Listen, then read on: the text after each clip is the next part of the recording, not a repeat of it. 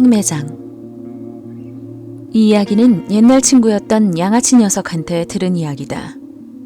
그 녀석과 같은 조직에 있던 놈들 중에 길거리에서 여자를 꼬여 모텔까지 같이 가는데 도 같은 녀석이 있었다고 한다. 뭐 헌팅 전문가라고 할까. 흔히 픽업 아티스트라고들 하는 놈이었다. 어느 날 내 친구 양아치는 평소처럼 그 헌팅맨한테 전화를 받아 밤거리로 놀러 나갈 생각이었다고 한다. 그런데 갑자기 몸 상태가 영 좋지 않아서 그날은 그냥 쉬기로 하고 집에 혼자 드러누워 있었다고 한다. 그래서 그 녀석은 혼자 밤거리에 나섰다. 그리고 가락이 있으니만큼 능숙하게 여자를 낚는데 성공했다. 반항하는 여자를 강제로 끌고 가서 반항하자 때리기도 했다고 한다. 그렇게 지쳐서 녹초가 된 여자에게 약을 먹이고 어찌 강제로 범하면서 즐겼다는 것이다. 그런데 새벽녘 갑자기 여자의 상태가 급격하게 나빠지더니 그대로 숨을 거뒀다고 했다. 사인은 아마 폭력과 과도한 약물 복용이었을 것이다. 애초 그 여자는 첫 경험이었던 것이다.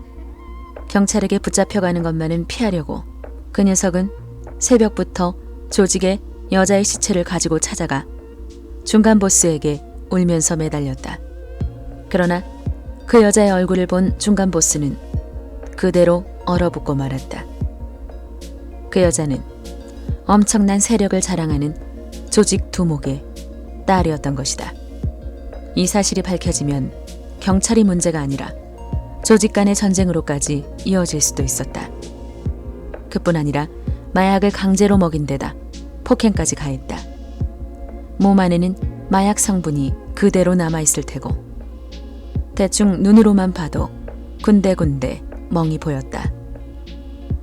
들켜서는 안 된다는 생각에 중간 보스는 조직원 여러 명을 동원해 황급히 여자를 오쿠타마의 산속에 묻어버리기로 했다. 하지만 목적은 그뿐만이 아니었다.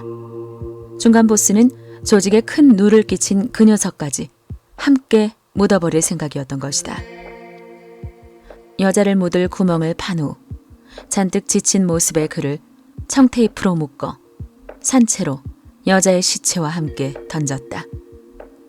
격렬하게 반항하며 날뛰었지만 신경 쓰지 않고 그대로 흙을 던져 생매장해버렸다. 중간 보스는 조직으로 돌아가 보스에게 모든 것을 보고했다.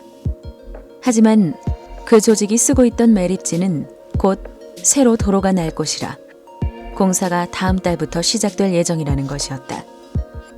들키지 않으려면 다른 곳으로 다시 옮겨야 했다. 중간 보스는 놀라서 황급히 산으로 돌아가 시체를 다시 처리하기 위해 조직원을 동원했다. 조직원 몇 명을 데리고 현장에 도착해 아까 막 묻었던 부드러운 흙을 파내기 시작하자 조금씩 남자와 여자가 얼싸안고 있는 시체가 모습을 나타냈다. 이미 남자도 숨을 거둔 듯 했다. 하지만 아까 묻을 때는 분명 여자의 시체를 먼저 던진 후 그 위에 남자를 산채로 던졌었다. 그런데 파내고 보니 둘이 옆에 나란히 누워 꽉 끌어안고 있는 형태가 되어 있는 것이었다. 그뿐 아니라 기묘하게도 분명히 시체였던 여자의 양손이 남자의 목에 휘감겨 있고 검붉은 손가락 자국이 남자의 목에 선명히 나 있었다고 한다.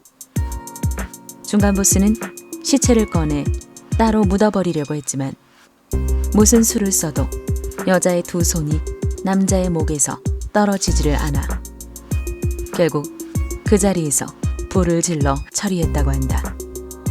과연 그 남자의 사인은 무엇이었을까?